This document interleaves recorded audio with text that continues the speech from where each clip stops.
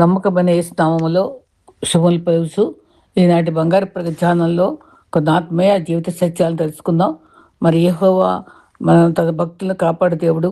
మనుషులు మారిపోయిన మనల్ని విడిచిపెట్టక కాపాడి ప్రేమించే దేవుడు మనకున్నాడు. ఆ యేసయ్య మనుషులపైన కాదు, మనము రక్షించే యేసయ్య పైన మరి మనం నమ్మకము గురి ఉంచుకోవాలి. ఈరోజు ఆయనకు తోడుగా మనకుంటాడు. ప్రతి కష్టంలో కాపాడే దేవుడు, ఆశ్రయము మనకు రక్షణ ఇచ్చే దేవుడు. డబ్బు లేకపోయినా జీవితం నడుస్తుంది. విలువ లేకపోతే జీవితానికి అర్థం ఉండదు. డబ్బు నిన్ను ధనవంతుని చేస్తుంది, విలువ నిన్ను గొప్పవాడిని చేస్తుంది. గుర్తుంచుకోవాలి, సంపద కాదు సంస్కారం మనిషికి నిజమైన భక్తి, అదే నిజమైన ఆస్తి. ఈ జాన్ల మధ్యలో వెర్రివాడిగా ఉన్న మనల్ని అద్భుతం చేసి దేవుని పాత్రలుగా వాడుకునే కృప, అది ఎంతో గొప్ప కృప. అటువంటి కృప గురించే మనం ఈ దినాన మరి భక్తుని యొక్క జాన్ న్యూటన్ జీవితం ద్వారా నేర్చుకోవడం జరుగుతుంది. ఆ సాక్ష్యాన్ని జాగ్రత్తగా వినండి. రెండో భాగంగా జరిగాను. మరి కొన్ని మాటలు, చిన్న చిరునామా, మరి చిరునవ్వుతో మన జీవితాన్ని మనం ఆరంభిస్తే అది ఆనందకరంగా ముగుస్తుంది. చిన్న చేయూత ఆత్మకాలంబం కాగలదు. చిన్న క్రొవ్వొత్తి చీకటిని పారదోలుతుంది. చిన్న నవ్వు నిరాశను దూరం చేస్తుంది. చిన్న నిరీక్షణ నీకు మంచి ప్రవర్తన పంచుతుంది. చిన్న చేతి స్పర్శ భద్రత ఇస్తుంది. చిన్న జీవితంలో గొప్ప కార్యాలు సాధించే గొప్ప గుణం ఉంటుంది. ఈ లోకం చీకటిమయం, అయితే మనం మరింత వెలుగుగా మారాలి. ప్రతి పనిలో దేవునికి ప్రతినిధులు కావాలి. ప్రపంచమంతా మంచి వ్యక్తులతో నిండింది. నీవెవరిని కనుగొనాలంటే శ్రమ పడాలి. అది నీవే ఆ మంచి వ్యక్తివి. ఇతరులకు సహాయపడే బిడ్డగా నువ్వు మారాలి. మంచి విశ్వాసగా, సుమాత్రికనిచ్చే బిడ్డగా మారాలి. జీవించాలి. మంచి జీవితం జీవించి విశ్వాసపు నిలుపుకుంటే దేవుడు మరి ఎంతో చక్కగా మనల్ని దీవిస్తాడు. మరి కష్ట సమయాలు మంచి రోజులు కలయిక కాబట్టి జీవితం నుండి మరి మంచి పాఠాలు కూడా నేర్చుకుంటూ ఉండాలి. నిన్ను వలె నీ పొరుగువారిని ప్రేమించాలి. దేవుని ప్రేరణతో హృదయంలో ఆత్మతో ఆరాధించాలి. దేవుని జీవితాన్ని ఆదర్శంగా తీసుకుని పక్క వరకు సహాయపడితే ఎన్నో రెట్లు తృప్తి పొందుతాం. జీవితం కంటే విశాలమైన కర్తవ్యము మనలో ప్రతి వ్యక్తికి మరి ఉండాలి. ఒకవేళ నోటి మాటతో నిపుణత కలిగి ఉంటే ఆ వాక్చాతుర్యంతో నలుగురిని సంభాషించేటప్పుడు కూడా నువ్వు చక్కటి ప్రావీణ్యం ఉపయోగించి తోటి వారిని ప్రేమిస్తూ క్రీస్తు ప్రేమను తెలపాలి. అది సాక్షిగా జీవించాలి. మరి ఏ మంచి తలపెట్టినా ఎడారిలో వెళ్ళాలనుకుని నిరుత్సాహపడకుండా మెలకుగా ఉండాలి.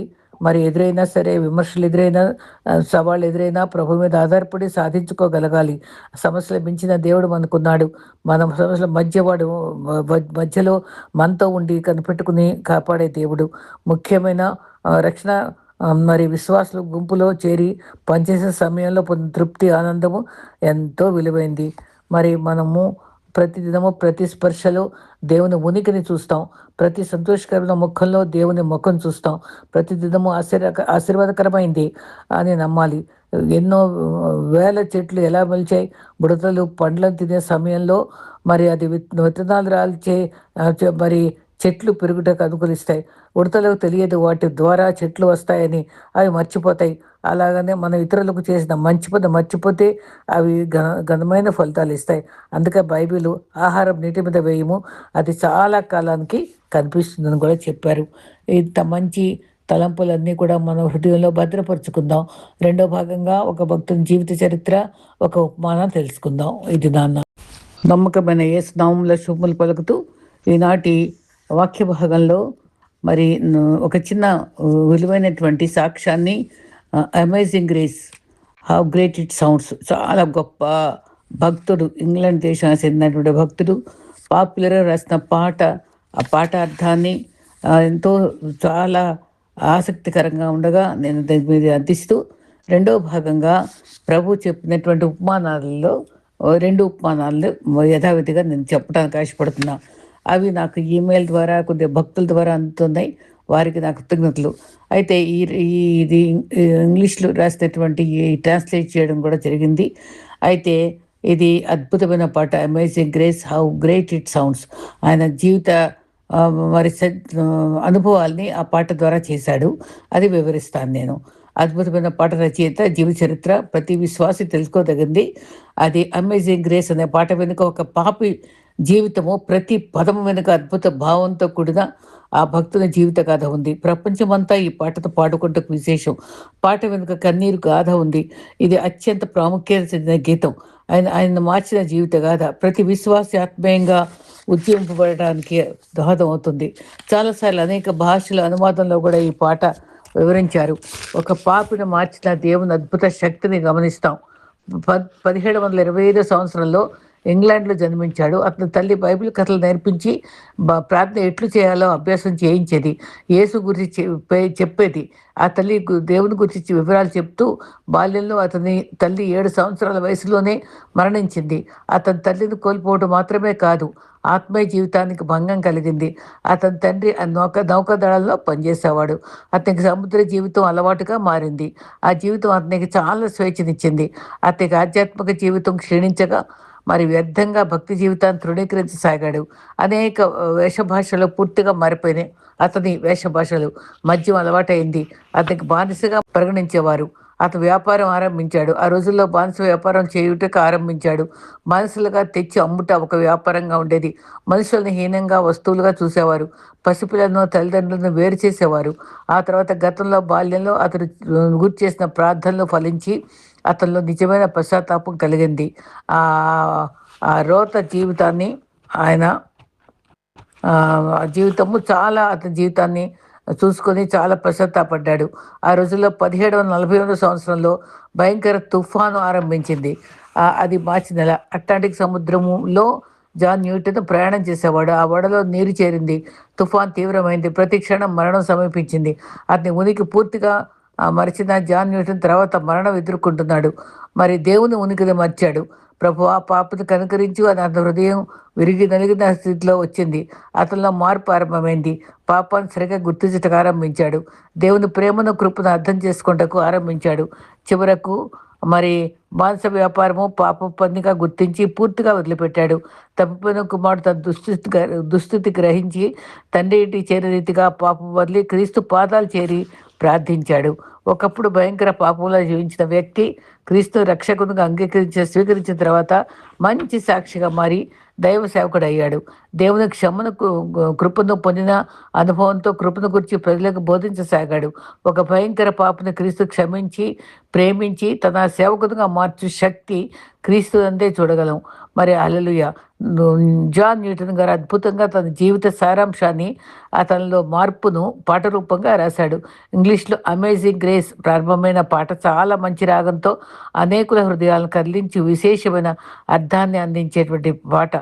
అతని పాట ఎందుకు రాయబడింది అని ఆలోచిస్తే 1772 సంవత్సరంలో జాన్ న్యూటన్ గారు సువార్త బోధించడానికి సిద్ధపడు సమయంలో జరిగినటువంటి సందర్భంలో జరిగింది ఇది. ఆయనకు ఆ పాప జీవితము జ్ఞాపకం వచ్చింది. బాల్యంలో అతని తల్లి నేర్పిన బైబిల్ పాఠాలు జ్ఞాపకం వచ్చాయి. అతను రోజు ఎదుర్కొంటున్న తుఫాన్లో క్రీస్తు మరణం నుంచి రక్షించే రీతి జ్ఞాపకం వచ్చింది. దేవుడు అతన్ని కాపాడే రీతిని బట్టి అతని హృదయము కృతజ్ఞతతో నిండిపోయింది.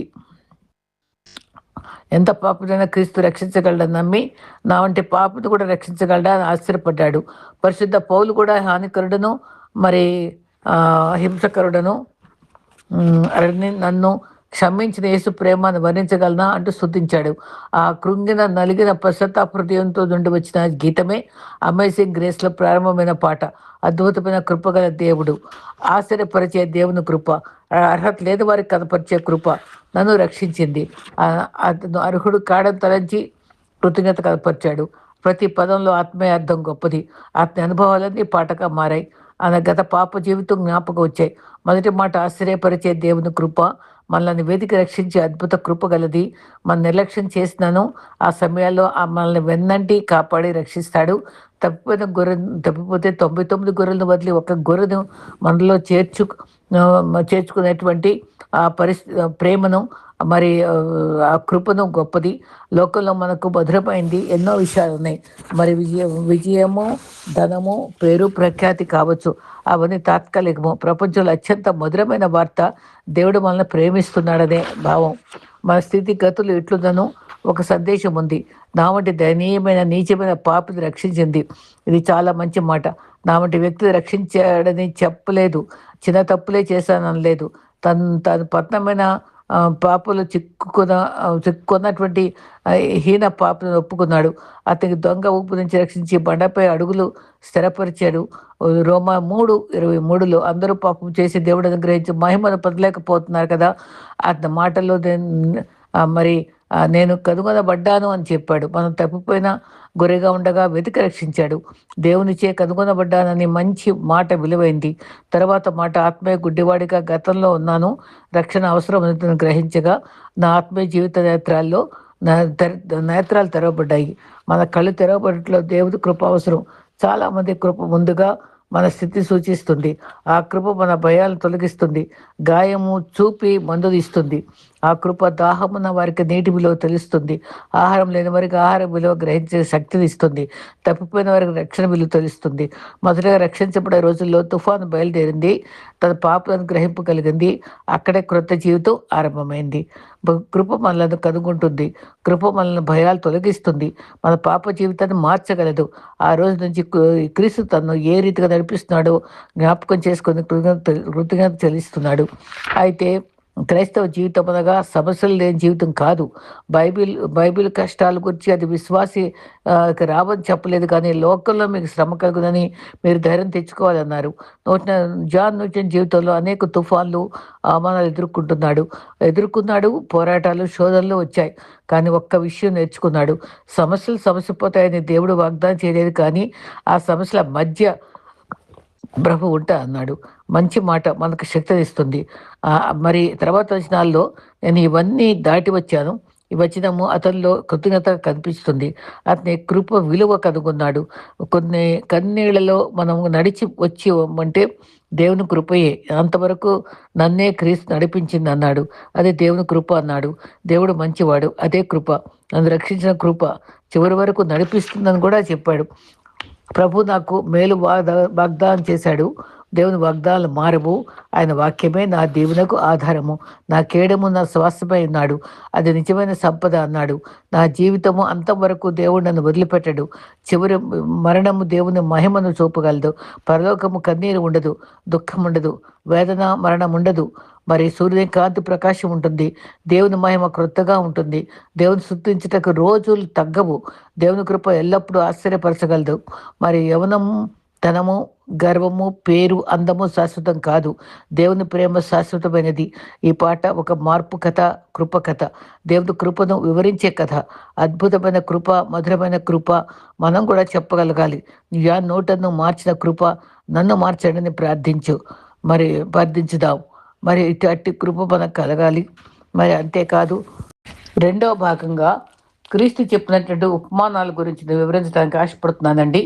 మరి నేను నాకు రెగ్యులర్గా వచ్చేటువంటి క్రీస్తు పాదాల చెంత అనేటువంటి ఈమెయిల్ ద్వారా నేను గ్రహించినటువంటి ఈ సందేశాల్ని నేను ఆత్మీయంగా సంతోషంగా విని మీకు చెప్పాలని ఆశపడుతున్నాను.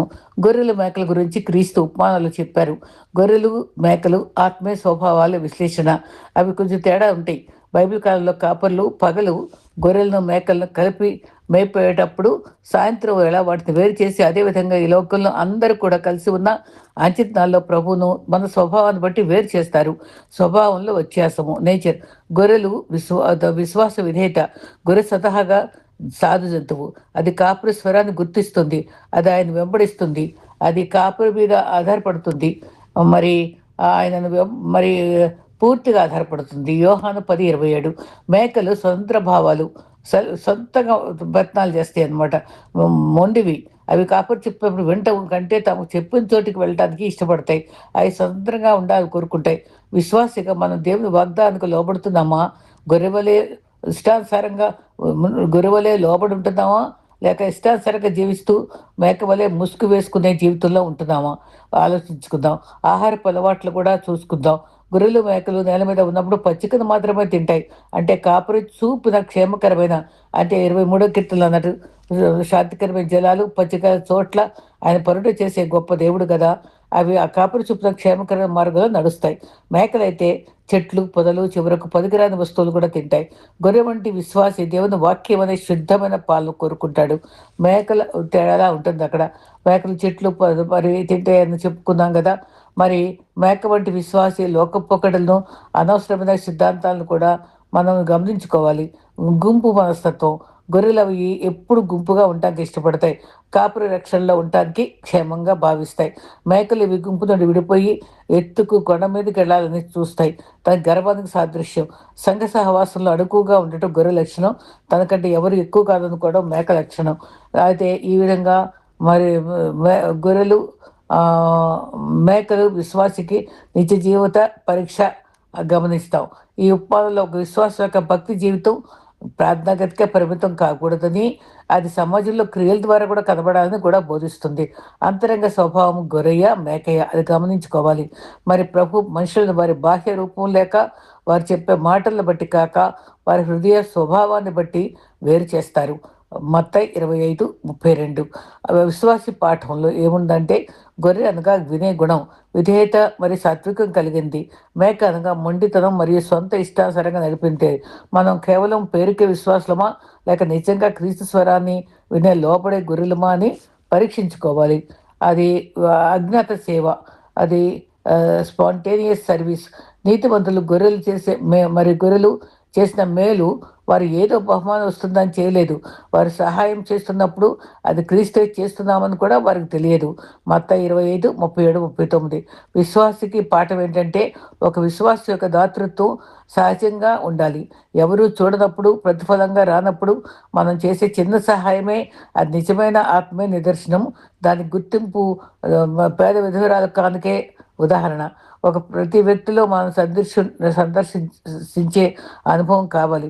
మీకు అల్పులైన ఈ నా సహోదరుల ఒక్కరికి మీరు చేస్తారు కనుక అది నాకే చేసిద్దని ప్రభు చెప్పారు. మత్తయి 25:40.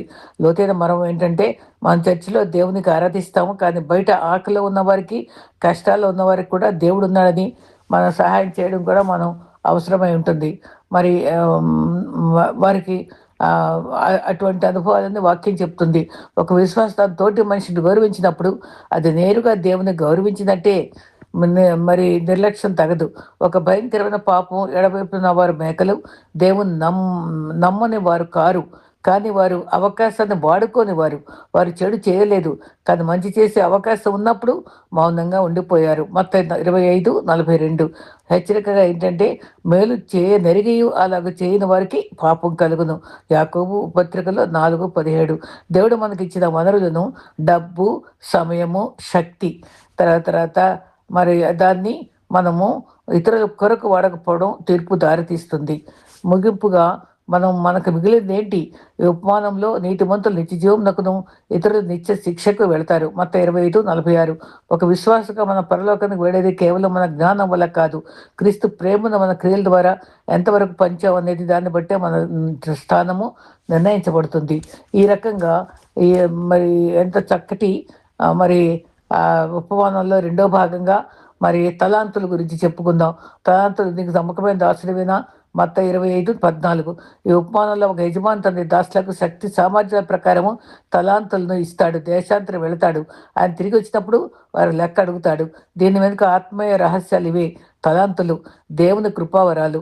నేను ఇవే చెప్పానండి మీకు, కృపావరాల గురించి 9 కూడా వివరించాను. సామర్థ్యము మేరకు పంపిణీ. యజమాని ప్రతి వారి సామర్థ్యం, ఎబిలిటీ ప్రకారమే ఇచ్చాడు. దేవుడు తన భరించలేనంత భారం ఇవ్వడు. మన శక్తి మేరకు వరాలని ఇస్తాడు. మత్తయి 25:15.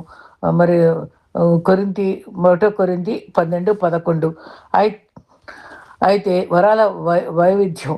ఇక్కడ తలాంతు అంటే కేవలం డబ్బు మాత్రమే కాదు, మన సమయము, జ్ఞానము, సువార్త ప్రకటించే వరము, పరిచయం చేసే వరము, ఇవన్నీ దేవుడు మనకి ఇచ్చిన వరము. రోమీయులు 12:6-8. నమ్మకత్వము, రెట్టింపు ఫలము. వెంటనే స్పందించు. 5 తలాంతులు 2 తలాంతులు పొందిన వారు వెంటనే వెళ్ళి వ్యాపారం చేసి వాటిని రెట్టింపు చేశారు. మత్తయి 25:16. ఫలితమే ప్రామాణికం. దేవుడు ఫలితాన్ని ఇస్తాడు, కానీ సంఖ్యను చూడడు. ఆ 5ను 10 చేసిన వానికి, 2ను 4 చేసిన వానికి అది ఇచ్చిన బహుమానం ఒక్కటే. బడా నమ్మకమైన మంచి దాసుడా అన్నాడు. రెఫరెన్స్ 25 మత్తయి 21. నీకు తక్కువ వరం ఉందని బాధపడకు. ఉన్నదాన్ని దేవుని కొరకు వాడితే ఆయన నిన్ను పూర్తిగా హెచ్చిస్తాడు. మరి అది లూకా 16:10. భయము మరియు సోమర్థనము శిక్షకు కారణం. తప్పుడు అవగాహన. ఒక తలాంతు పొందినవాడు తన తలాంతును భూమిలో దాచిపెట్టాడు. ఆయన యజమాని మీద ప్రేమతో కూడిన భయం లేదు, కేవలం కఠినత్వ భయం మాత్రమే ఉంది. మరి ఆయన యజమాని అతనికి దుష్టుడైన సోమరదాసుడా అని పిలిచాడు. దేవుడు ఇచ్చిన వరాలను వాడకపోతూ అది పాపమే. రెఫరెన్స్ యాకోబు 4:17. కలిగి ఉన్న ప్రతివానికి ఇవ్వబడను, లేని వారి వద్ద నుంచి కలిగినది కూడా తీసివేయబడుతుంది. మత్తయి 25:29. తీర్పు మరియు బహుమానము. నిత్య సంతోషము. నమ్మకమైన వారు యజమాని సంతోషంలో పాలు పంచుకుంటారు. ప్రకటన 25:21. మరి మత్తయి కూడా మత్తయి 21:25-21. ప్రకటన 22:12. మరి సోమరదాసుడి వెలుపలకి చీకట్లో త్రోసివేయబడతాడు, అతని మనల్ని సిద్ధపరచుకోవాలని హెచ్చరిస్తుంది. మత్తయి 25:30. ముగింపుగా మనకు నీకు ఇచ్చిన తలాంతులను భూమిలో లోకల్లో దాచిపెడుతున్నావా, లేక పరలోకపు రాజ్య విస్తరణ కోసం వాడుతున్నామా మనం ఆలోచించుకోవాలి. దేవుని పిలుపుకు దేవుడి సన్నిధి మనకు ధైర్యం ఇస్తుంది. దేవుని పిలుపును విధేయత చూపిన వానికి దేవుని సన్నిధి మరి భయాన్ని తొలగించి ధైర్యాన్ని ఇస్తుంది. దేవుని వాక్యం విశ్వాసానికి పునాది. పరిస్థితులు మారవచ్చు, కానీ దేవుని వాక్యం ఎన్నటికీ మారదు. నిజమైన విశ్వాస పరిస్థితులపై ఆధారపడదు, దేవుని వాక్యంపై నిలుస్తుంది. విధేయత దేవుని సహనాన్ని అనుభవింపజేస్తుంది. ప్రజలు దేవుని మాటకు లోబడిన తర్వాత ఈ వాగ్దానం వచ్చింది. విధేయత దేవుని సన్నిధిని మరింత లోతుగా అనుభవించేటువంటి మార్గం. అయితే గొర్రెలు మేకలు విశ్వాసానికి నిత్య జీవిత పరీక్ష. మరి ఆ కాలంలో మరి పగలు గొర్రెలు మేకపోయేటప్పుడు ఈ ఇద్దరు మనలో నీతిమంతులు నిత్య జీవంనకును, మరి ఇతరులు నిత్య శిక్షకును, విశ్వాసంగా ఉన్న పరలోకం వెళ్ళేది కేవలం మన జ్ఞానం వల్ల కాదు, క్రీస్తు ప్రేమను మన క్రియల ద్వారా ఎంతవరకు పంచామనే దాన్ని బట్టే మనము అది తెలుస్తుంది. ఈ రకంగా ఈ ఉపమానాల ద్వారా మనం ఆత్మీయమైన మేలును పొందడానికి ఇష్టపడతాం.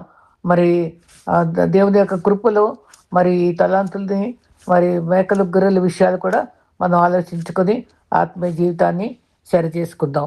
మరి ఈ రకంగా ప్రభు మనతో ఉంటూ ఈ చిన్ని కొద్ది క్లుప్తంగా ఉండేటువంటి సందేశాలను రెండు సాక్ష్యము, ఈ సందేశము మనకి ఆత్మీయమేలు చేయాలని కోరుకుంటూ, ప్రభు ప్రేమలో మేము సాగిపోవాలని కోరుకుంటూ ఇంతటితో ముగిస్తానండి. Thank you very much.